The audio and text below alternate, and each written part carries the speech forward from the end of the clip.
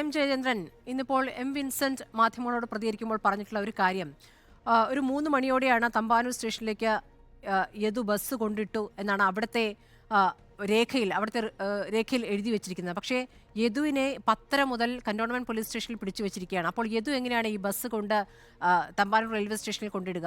അപ്പോൾ എല്ലാ കാര്യങ്ങളിലും ഈ തരത്തിലുള്ള കള്ളത്തരങ്ങൾ, അതായത് നേരത്തെ മേയർ പറഞ്ഞ കാര്യങ്ങളും അങ്ങനെയല്ല എന്ന് തെളിയുന്നു. അതോടൊപ്പം തെളിയുന്ന കാര്യമാണ് ഇതും. ഇവിടെ ചെക്ക് ലിസ്റ്റിൽ യദു കൊണ്ടിട്ടു ബസ് എന്നാണ് എഴുതിയിരിക്കുന്നത്. അങ്ങനെയാണ് സാധ്യമാവുക. അപ്പോൾ ഇത് ആരെ സഹായിക്കാനാണ് എന്ന സംശയം സ്വാഭാവികമല്ലേ ശ്രീ ജയചന്ദ്രൻ? അല്ല, അത് സംശയിച്ചോളൂ. അതൊന്നും സംശയിക്കാതിരിക്കേണ്ട കാര്യമൊന്നുമില്ലല്ലോ സ്മൃതി. എനിക്ക് ഇപ്പോൾ ഇതുമായി ബന്ധപ്പെട്ട ഒരു കാര്യം കൂടെ ഈ ചർച്ചയിൽ സൂചിപ്പിക്കാനുള്ള ഒരു കാര്യം സ്മൃതി, ഈ തിരുവനന്തപുരത്തെ ഈ യാത്ര, പ്രത്യേകിച്ച് KSRTCയുടെ നഗരത്തിൽ മാത്രമല്ല നഗരപ്രാന്തങ്ങളിലും ഉണ്ടെന്ന് പറയുന്നുണ്ടെങ്കിലും നഗരത്തിൽ പ്രത്യേകിച്ചും KSRTCയുടെ യാത്ര വലിയ തരത്തിലുള്ള വിമർശന വിധേയമായിട്ട് ഇപ്പോഴല്ല, എത്രയോ കാലം. ഈ മറ്റൊന്നുമല്ല, ഈ ഡ്രൈവർമാരുടെ തന്നെയാണ് പ്രശ്നം. ഡ്രൈവർമാരുടെ റാഷ് ഡ്രൈവിംഗ്, നെഗ്ലിജൻസ്, ഇത് സംബന്ധിച്ച് എത്രയോ പരാതികളാണ് ഈ ട്രാൻസ്പോർട്ട് മന്ത്രിയുടെ ഓഫീസിലടക്കം കിട്ടാറുള്ളതെന്ന് അന്വേഷിച്ചോളൂ. എൻ്റെ ഒരു സുഹൃത്ത് സെക്രട്ടേറിയറ്റിലാണ്, ഉന്നത ഉദ്യോഗസ്ഥനാണ്. അദ്ദേഹത്തിന് 2 മാസം മുമ്പ് സംഭവിച്ചതാണ്. ഇവിടെ നമ്മുടെ പട്ടത്ത് വെച്ചാണ്. ഒരു KSRTC സൈഡ് കൊടുക്കില്ല. ഇപ്പോൾ ജിൻഡോ ചോദിച്ചല്ലോ എങ്ങനെയാണ് ഇടതുവശത്തൂടെ കയറി പോകുന്നതെന്നുള്ളത്. ഈ KSRTC ഡ്രൈവർമാർ, ഞാൻ എല്ലാവരുടെയും കാര്യമല്ല പറഞ്ഞത്, പക്ഷേ ചില ആൾക്കാർ തിരുവനന്തപുരം നഗരത്തിൽ അങ്ങനെ പതിവായിട്ടുണ്ട്, കുറേ കാലമായിട്ട് തന്നെ. അവർ കൊടുക്കില്ല. അപ്പോൾ എൻ്റെ ഈ സുഹൃത്ത്, ഈ ഉദ്യോഗസ്ഥൻ, അയാൾ ഇടതുവശത്തൂടെ തന്നെ കയറ്റി. ഈ ബസ് നേരെ ഇങ്ങോട്ട് വെട്ടിച്ചങ്ങ് ഉരച്ചങ്ങ് പോവുകയാണ്. ഉരച്ചങ്ങ് പോയി കണ്ടു നിന്നെല്ലാം കൂടെ ഇടപെട്ടു. ഈ ഉദ്യോഗസ്ഥൻ ഇപ്പം അറിയപ്പെടുന്ന ഒരാളായതുകൊണ്ട് ആൾക്കാരെല്ലാം കൂടെ ഇടപെട്ട് ബസ് നിർത്തി. ഡ്രൈവർ വളരെ നിസ്സാരമായിട്ട് പറഞ്ഞു, ഞാൻ കണ്ടില്ല, അത്രേ ഉള്ളൂ കാര്യം. താങ്കൾ സൂചിപ്പിച്ചത് ശരിയായ കാര്യമാണ് ശ്രീ ജയചന്ദ്രൻ. ഇപ്പോൾ പുതിയ ഗതാഗത മന്ത്രി സ്ഥാനം ഏറ്റെടുത്ത ശേഷം കർശന നടപടികളിലേക്കും കടന്നിട്ടുണ്ട്. ഇപ്പോൾ മദ്യപിച്ച് വാഹനം ഓടിച്ച മദ്യപിച്ച് ഡ്യൂട്ടിക്കെത്തിയ 137 KSRTC ജീവനക്കാർക്കെതിരെ നടപടിയെടുത്തു എന്നുള്ള വാർത്തയെ നമ്മൾ വായിച്ചിട്ടുള്ളതാണല്ലോ. അതൊക്കെ ശരി തന്നെയാണ്. പക്ഷേ ഈ യദുവിനെ പരിശോധനയിൽ മദ്യപിച്ചിട്ടില്ല എന്നാണ് കണ്ടെത്തിയത്. ഇയാൾ ലഹരിക്ക് അടിമയാണ്, ലഹരി ഉപയോഗിച്ചു എന്നടക്കമുള്ള ആരോപണങ്ങൾ മേയർ ഉന്നയിച്ചിരുന്നു. പക്ഷേ പരിശോധനയിൽ അത് തെളിഞ്ഞിട്ടില്ല. നമുക്ക് ഈ പർട്ടിക്കുലർ കേസിലേക്ക് തന്നെ വരേണ്ടി വരും. അതെ, അല്ല, ഞാൻ ഒരിക്കലും ഒരു ചർച്ചയിലും ആ ഫോക്കസ് വിട്ട് പോവില്ല. ഇപ്പോൾ ഒരുപാട് വിഷയങ്ങളോട് ചർച്ച ചെയ്തല്ലോ, ഈ പാനൽ ചർച്ച ചെയ്യുന്ന കരശ്ശേരി മാഷ് അടക്കം. ഞാൻ അങ്ങോട്ടൊന്നും പോകുന്നുമില്ല, ഞാൻ ഈ വിഷയത്തിൽ തന്നെ നിൽക്കുന്നുള്ളൂ. പക്ഷേ ഈ KSRTCയായിട്ട് ബന്ധപ്പെട്ട കാര്യം തന്നെ ആയതുകൊണ്ട് തിരുവനന്തപുരം നഗരത്തിലെ ഈ വിഷയം പറഞ്ഞു എന്നുള്ളത് മാത്രമേ ഉള്ളൂ. വേണ്ട, അത് പറയുന്നില്ല, പോട്ടെ. ഇതിൽ എന്തുകൊണ്ടാണ് മേയറും ഭർത്താവ് MLAയും അടക്കം, അല്ലെങ്കിൽ CPM നേതാക്കൾ A റഹീം അടക്കം പോലീസ് മെമ്മറി കാർഡിൻ്റെ കാര്യം അന്വേഷിക്കണം എന്നാവശ്യപ്പെടാത്തത് എന്തുകൊണ്ട് എന്നുള്ള അഭിപ്രായം ജിൻഡോ ചോദിക്കുന്നത് കേട്ടു ഇപ്പോൾ. എന്നിട്ട് വേണം അടുത്ത ഡയലോഗിലേക്ക് വരാൻ. അങ്ങനെ ചോദിച്ചു കഴിഞ്ഞാൽ പോലീസ് എങ്ങനെ അന്വേഷിക്കണമെന്ന് CPM നേതാക്കൾ നിർദ്ദേശിക്കുന്ന സാഹചര്യം ഉണ്ടായിരിക്കുന്നു. ഇത് മര്യാദയാണോ? ജനാധിപത്യ വിരുദ്ധമല്ലേ ഇത്? ഏതായാലും ആ ചോദ്യത്തിന് വഴിവെക്കുന്നില്ല എന്നുള്ള അതെന്തൊരു ന്യായമാണ് ശ്രീ ജയചന്ദ്രൻ? അല്ല, മെമ്മറി കാർഡ് അന്വേഷിക്കണം, പോലീസ് അന്വേഷിക്കണം. അല്ല, ഞാനൊന്ന് പറഞ്ഞോട്ടെ, ആ ന്യായത്തിന്റെ കാര്യം എനിക്ക് പറയാനുള്ള എന്ത് ന്യായമാണെന്ന് പറയുന്നതിന്റെ പ്രശ്നമല്ല. അല്ലപ്പോൾ അത് അങ്ങനെ ഈ മെമ്മറി കാർഡ് എവിടെയെന്ന് പോലീസ് അന്വേഷിക്കണം എന്ന് നിർദ്ദേശം കൊടുക്കാൻ CPM നേതാക്കൾ ആരാ എന്നുള്ള ചോദ്യം വരാതിരിക്കുമല്ലോ. മെമ്മറി കാർഡ് വേണമോ? അന്വേഷിക്കട്ടെന്നേ. അത് പോയിട്ടുണ്ടോ? ഇപ്പം മനുഷ്യാവകാശ കമ്മീഷൻ അടക്കം പറഞ്ഞല്ലോ, നിങ്ങൾ മറുപടി പറയണം.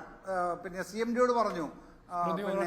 മെമ്മറി കാർഡ് പോയി എന്ന് പരാതി CPMനില്ല, ആര്യക്കില്ല. ശ്രീ എം ജയചന്ദ്രൻ, ഇതിൽ ആര്യ പറഞ്ഞല്ലോ, അത് ശരിയായിരിക്കുമല്ലോ, അതങ്ങ് വിശ്വസിച്ചാൽ പോരെ എന്നാണ് ആവർത്തിച്ച് CPM നേതാക്കൾ പറഞ്ഞുകൊണ്ടിരിക്കുന്നത്. മെമ്മറി കാർഡ് കണ്ടെത്തണമെന്ന് പറയുന്നില്ല. യദുവിന്റെ പിൻകാല ചരിത്രവും വിശദീകരിച്ച് തന്നെ പറയുന്നുണ്ട്. അപ്പോൾ അതങ്ങ് വിശ്വസിച്ചാൽ മതി എന്ന് അടിച്ചേൽപ്പിക്കുകയാണ്. ഇവിടെ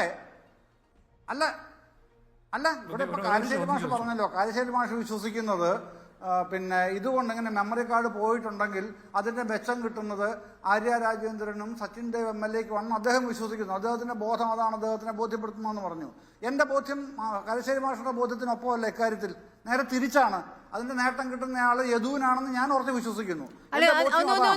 ഒരു മിനിറ്റ് ശ്രീ എം ജയേന്ദ്രൻ, അങ്ങനെയെങ്കിൽ ശ്രീ ജയേന്ദ്രൻ ഒരു മിനിറ്റ് താങ്കൾ ഒന്ന് വിശദീകരിക്കുമോ? ഈ യദു എന്ന ആളെ ഈ പോലീസിലെ ആദ്യം വിളിച്ചത് യദുവാണ്. ഏതായാലും മേയറുടെ ഭർത്താവും വിളിച്ച ശേഷം പോലീസ് അവിടെ എത്തുന്നു. യദുവിനെ കന്റോൺമെന്റ് പോലീസ് സ്റ്റേഷനിലേക്ക് കൊണ്ടുപോകുന്നു. അതിനുശേഷം മെഡിക്കൽ എടുക്കുന്നു. ഇതൊക്കെയുള്ള നടപടിക്രമങ്ങൾ ഈ 10:00 ശേഷം നടക്കുകയാണ്. ബസ് അവിടെ കിടക്കുകയാണ്, പാളയത്ത് കിടക്കുകയാണ് 10:30 മുതൽ. 3 മണിക്കാണ് അത് ബസ് എടുത്തിട്ട് തമ്പാനൂർ സ്റ്റേഷനിലേക്ക് കൊണ്ടുപോകുന്നത്. അപ്പോൾ അതുവരെയും ആരാണത് കൊണ്ടുപോയതെന്ന് അറിയില്ല. അത് യദു എന്നാണ് അവിടെ രേഖപ്പെടുത്തിയിരിക്കുന്നത്. അപ്പോൾ ഏത് സമയത്ത് ഇയാൾ ഇത് ചെയ്തു എന്നാണ് കരുതുന്നത്? അല്ലെങ്കിൽ ഇയാളെ സഹായിക്കുന്ന ഏത് ഘടകങ്ങൾ, ആരൊക്കെ അയാളെ സഹായിക്കാൻ അവിടെ എത്തിയെന്നാണ് താങ്കൾ കരുതുന്നത് ഈ സമയത്തിനിടയ്ക്ക്? അല്ല, അതെനിക്ക് പറയാനേ കഴിയില്ലല്ലോ. ആരൊക്കെ അയാളെ സഹായിക്കാൻ എത്തി, ഏത് സമയത്ത് ചെയ്തു എന്ന് ഞാനങ്ങനെയാണ് അസ്യൂം ചെയ്യുന്നത്. അത് ഒരു കാരണവശാലും എനിക്ക് പറയാൻ കഴിയുന്ന കാര്യമാണോ സ്മൃതി? അത് ഞാനങ്ങനെ ഊഹിച്ച് പറയാൻ കഴിയും. യദു കൊടുത്ത പരാതിയിൽ കേസെടുത്തിട്ടില്ല. യദു കൊടുത്ത പരാതിയിൽ ഇതുവരെ കേസെടുക്കുകയോ അന്വേഷണം നടത്തുകയോ ചെയ്തിട്ടില്ല. എന്നിട്ട് ഇപ്പോൾ മനുഷ്യാവകാശ കമ്മീഷൻ ഇടപെടുന്ന സാഹചര്യത്തിലേക്ക് കാര്യങ്ങൾ എത്തിയിരിക്കുകയാണ്. അപ്പോൾ എവിടെ നിന്നാണ് ഈ സഹായ കരങ്ങൾ എത്തുന്നത് എന്ന് അറിയണ്ടേ? അല്ല, അതറിയണമല്ലോ. ഇപ്പൊ മനുഷ്യാവകാശ കമ്മീഷൻ ഇടപെട്ട് താങ്കളും പറഞ്ഞല്ലോ, അക്നോളജ് ചെയ്യുന്നുണ്ടല്ലോ, എല്ലാവരും സമൂഹം മുഴുവൻ അറിയുന്നുമുണ്ട്. അപ്പൊ അതിന്റെ അടിസ്ഥാനത്തിൽ ബാക്കി കാര്യങ്ങൾ വരികയല്ലേ. അതിനൊരു അസംപ്ഷൻ വേണ്ട കാര്യമില്ലല്ലോ. അത് എന്താണെന്നുള്ളത് കൃത്യമായിട്ടുള്ള വ്യക്തതയോടുകൂടി തന്നെ ആ റിപ്പോർട്ട് വരുമല്ലോ. ഇനി അതുവരെ വെയിറ്റ് ചെയ്താൽ പോരെ. അപ്പം അതിൻ്റെ അകത്ത് ഞാൻ എൻ്റെ ഊഹമൊന്നും പറയുന്നില്ല. എനിക്ക് എൻ്റെതായ അനുമാനങ്ങളുണ്ട്. ആ അനുമാനങ്ങൾ ചർച്ച ചെയ്യാനല്ല നമ്മളിവിടെ ഇരിക്കുന്നത്. അതുകൊണ്ട് ഞാൻ അനുമാനങ്ങളിലേക്കൊന്നും പോകുന്നില്ല. ഈ പുറത്തു വന്ന വസ്തുക്കളുടെ വെളിച്ചത്തിൽ മാത്രമുള്ള അഭിപ്രായങ്ങൾ മാത്രമേ പറയുന്നുള്ളൂ. അതാണ് ഞാൻ പറഞ്ഞത്. അതുകൊണ്ടാണ് പറഞ്ഞത് കാരശ്ശേരി മാഷ് പറയുന്നത് എനിക്ക് യോജിപ്പില്ല. എനിക്ക് ഇത് യദുവാണ് ഒളിപ്പിച്ചതെന്നാണ് ഞാൻ വിചാരിക്കുന്നത്. എനിക്കത് പറയാനുള്ള സ്വാതന്ത്ര്യമുണ്ട്. അതേപോലെ സച്ചിൻ ദേവ് MLA ബസ്സിൽ കയറിയിട്ടില്ല എന്നാണ് ആര്യ നേരത്തെ പറഞ്ഞത്. പക്ഷേ ബസ്സിൽ കയറുകയും ടിക്കറ്റ് എടുക്കുകയും ചെയ്തു, ടിക്കറ്റ് വേണമെന്ന് ആവശ്യപ്പെടുകയും ചെയ്തു എന്ന് ഇന്ന് റഹീം തന്നെ സാക്ഷ്യപ്പെടുത്തുന്നുണ്ട്. അപ്പോൾ നേരത്തെ പറഞ്ഞ കാര്യങ്ങൾ സ്വയം തന്നെ ഖണ്ഡിക്കുന്ന സാഹചര്യം വന്നിരിക്കുകയാണ്. അല്ല, അതിൻ്റെ അകത്ത് ജിൻഡോയും പറഞ്ഞല്ലോ, സ്മൃതി ചോദിക്കുകയും ചെയ്തു, ഈ ആരോ ഒരാൾ മൊബൈലിൽ അത് പകർത്തി എന്ന് പറഞ്ഞു. അയാൾ ഡിലീറ്റ് ചെയ്താൽ പോലും, ഇനി അതല്ല സച്ചിൻ തന്നെ അത് ഡിലീറ്റ് ചെയ്തു എന്നുള്ളതാണ് അതാണ് വസ്തുതയെങ്കിൽ അത് റിട്രീവ് ചെയ്യുന്നതിന് വല്ല പ്രയാസമുണ്ടോ? മൊബൈൽ ഫോണിൽ ഡിലീറ്റ് ചെയ്ത ഒരു സംഗതി റിട്രീവ് ചെയ്തെടുക്കാമല്ലോ. നമുക്കറിയാമല്ലോ എത്രയോ കേസുകളിൽ അങ്ങനെയാണ് പോലീസ് ചെയ്യുന്നത്. സൈബർ വിദഗ്ധർ അതാണ് ചെയ്യുന്നത്. അതുകൊണ്ട് അങ്ങനൊരു ആരുടെയിലുണ്ടെങ്കിൽ ഇപ്പം കോൺഗ്രസ് സപ്പോർട്ട് ചെയ്യുന്ന ആരെങ്കിലും ധൈര്യപ്പെടുമോ എന്നാണ് ജിൻഡോ ചോദിക്കുന്നത്. ഇപ്പം ഇത്രയും നിങ്ങൾ പരസ്യമായി സപ്പോർട്ട് ചെയ്യുന്നുണ്ടല്ലോ. അപ്പോൾ സ്വാഭാവികമായും ഡിലീറ്റ് ചെയ്യപ്പെട്ട ആ മൊബൈലിൻ്റെ ഉടമ ഈ സംഗതി ഡിലീറ്റ് ചെയ്യപ്പെട്ട മൊബൈലിൻ്റെ ഉടമയെ നിങ്ങൾ വിളിച്ചത് കൊണ്ടുവരാം, ഒരു കുഴപ്പമില്ല. അത് സൈബർ വിദഗ്ധരെ കൊണ്ട് റിട്രീവ് ചെയ്ത് എടുക്കുകയും ചെയ്യാം അങ്ങനെ ഉണ്ടെങ്കിൽ.